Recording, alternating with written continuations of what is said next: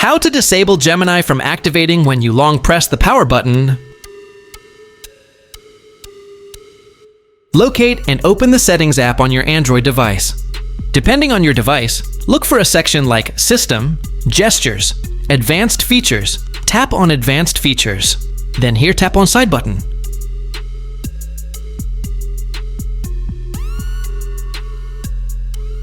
Then tap on Long Press.